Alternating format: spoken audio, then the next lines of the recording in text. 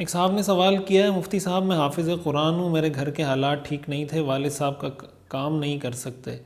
مجھے گھر کا سب کچھ سنبھالنا پڑا جس کی وجہ سے قرآن بھول چکا ہوں، اب میرے لیے کیا حکم ہے؟ دیکھیں، بس یہ کوشش کریں کہ اس کو جتنا یاد کر سکتے ہیں یاد کریں، اور اپنی طرف سے کوشش بھی کرتے رہیں۔ مطلب آپ دن میں ایک صفحہ یاد کر سکتے ہیں تو اس کی کوئی پابندی کر لیں، کوئی اہتمام کر لیں۔ آدمی جب کوشش کرتا ہے تو اللہ تعالیٰ وہ توفیق عطا فرما ہی دیتے ہیں۔ باقی وہ جو حدیث شریف میں آتا ہے، جو قرآن کے حفظ کرنے کے بعد اس کو بھولنے پر جو وعید ہے، اس کے اندر اس کی وعید میں یہ داخل نہیں ہے، اس طرح کی جو صورتحال ہے، یہ حفظ کرنے کے بعد جو بھول جانا ہے صحیح قول کے مطابق، یہ اس میں داخل نہیں ہے۔ لہٰذا اس وعید کی وجہ سے تو مسئلہ نہیں، ویسے قرآن کو یاد کر کے بھولنا ظاہر ہے کہ یہ ناقدری کی بات ہے، تو کوشش کریں اس کو یاد کریں، انشاءاللہ اللہ تعالیٰ آپ کی مدد فرمائیں گے۔ ایک صاحب نے سوال کیا، مفتی صاحب مقرر بننے کے لیے کن اوصاف کا ہونا ضروری ہے؟ یہ تو ایک بہت تفصیل طلب موضوع ہے کہ مقرر میں کیا اوصاف ہونے چاہیے، اس پر تو پوری کتابیں لکھی گئی ہیں۔ ہمارے استاد محترم مفتی بابا شاہ منصور صاحب دامت برکاتہ، ان کی بھی اس پر ایک کتاب ہے، غالباً خطابت کیسے سیکھیں،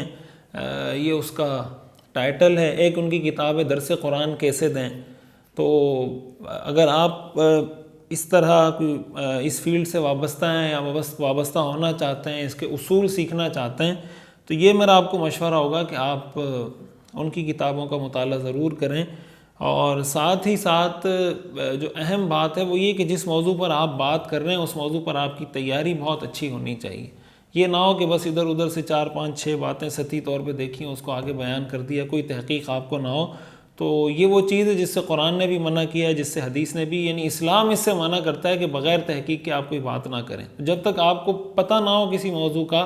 تفصیل پتہ نہ ہو، مسائل کی تحقیق نہ ہو، اس وقت تک اس کو بیان نہ کریں۔ تو اچھے طریقے سے مطالعہ کریں، اچھے طریقے سے مواد تیار رکھیں، یہ دیکھیں کہ لوگوں کی نفسیات کیا ہیں، لوگوں کو ضرورت کس چیز کی ہے، لوگوں کے واقعی مسائل، زمینی حقیقی مسائل کیا ہیں۔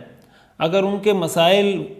جو ان کے مسائل ہیں اس کو آپ ڈسکس ہی نہیں کر رہے اور آپ ان موضوعات پہ بات کر رہے ہیں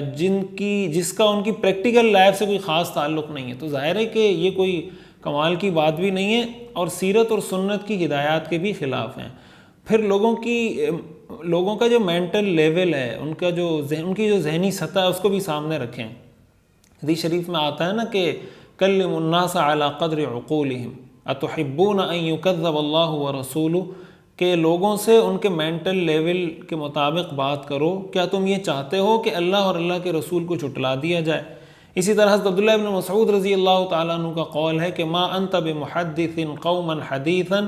لا تبلغه عقولهم الا كان لبعضهم فتنہ، کہ اگر آپ لوگوں سے وہ بات کریں گے جس تک ان کا مینٹل لیول نہیں پہنچتا، جس تک ان کے دماغ کی رسائی نہیں ہے، تو آپ کا یہ عمل ان میں سے بعض لوگوں کے لیے فتنہ بن جائے گا۔ اس لیے لوگوں سے وہ بات کریں،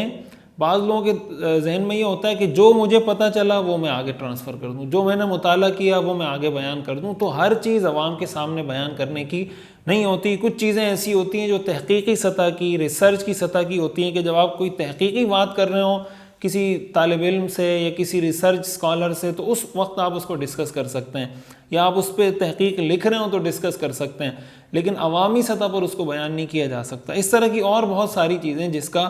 ہمیں پتہ ہونا چاہیے، اور سب سے بڑھ کر جو سب سے اہم بات ہے، اور سمجھیں کہ اس میں ریڑھ کی ہڈی کی حیثیت رکھتی ہے، وہ آپ کی نیت ہے، وہ آپ کا اخلاص ہے کہ آپ کس مقصد کے لیے مقرر بن رہے ہیں۔ آپ کا مقصد کیا ہے، نیت کیا ہے؟ یہ مقصد ہے کہ میری شہرت ہو جائے، لوگ واہ واہ کریں، لوگ مجھے جناب مفتی صاحب کہیں، مولانا صاحب کہیں، خطیب صاحب کہیں، اور جناب یہ اگر نیت پہلے سے دل میں رکھی ہوئی ہے اور اللہ کی رضا مقصود نہیں ہے، دین کی خدمت کرنا مقصود نہیں ہے، تو یہ تو بجائے اس کے کہ ثواب کا ذریعہ بنے، الٹا دنیا میں تو ہو سکتا ہے تھوڑی بہت واہ واہ ہو جائے، آخرت میں تو وبال ہی وبال ہے، قیامت کے دن تو یہ ایسا آدمی سیدھا جہنم میں جائے گا۔ اس لیے اپنی نیت کی اصلاح کرنا، اور کسی بڑے کو اپنا سرپرست مقرر کرنا۔ بعض اوقات یہ ہوتا ہے کہ جب آدمی خطیب بنتا ہے، مقرر بنتا ہے، لوگ اس کی بات سننا شروع کرتے ہیں،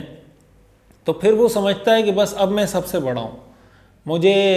کسی سے مشورہ کرنے کی، کسی سے رہنمائی لینے کی قطعاً کوئی ضرورت نہیں، جو میرے جی میں آیا میں کرتا رہوں، بس مجھے اس کی اجازت ہے۔ تو کسی ایسے آدمی کو اپنا بڑا بنائیں جس کی آپ بات بھی مانیں، جو خود بھی ان چیزوں کو بھی سمجھتا ہو، زمانے کے حالات کو بھی سمجھتا ہو، آپ کو بھی سمجھتا ہو، آپ کے ساتھ مخلص بھی ہو۔ تو ایسے آدمی کو اپنا بڑا بنائیں اور پھر اس کی رہنمائی لے کے چلیں، بغیر کسی کو بڑا بنائیں۔ اگر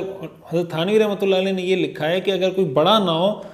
تو کسی چھوٹے کو اپنا بڑا بنا لیں، کسی چھوٹے سے مشورہ کریں، لیکن مشورہ ضرور کریں۔ جب آپ کسی کے ساتھ کوئی چیز ڈسکس کرتے ہیں، مشورہ کرتے ہیں، رہنمائی لیتے ہیں، اللہ تعالیٰ اس کی برکت سے بہت ساری راہیں کھولتے ہیں۔ تو خود سر ہو جانا، یہ خود سری جو ہے نا، یہ انسان کو بہت تباہی کی طرف لے کر جاتی ہے۔ تو ایک عالم کا قول میں نے کہیں پڑھا تھا کہ جو آدمی مستقل بذات ہو جاتا ہے، مستقل بذات کا مطلب وہ کہے کہ میں پورا ہوں، مجھے کسی کی ضرورت نہیں، تو انہوں نے لکھا ہے کہ جو آدمی مستقل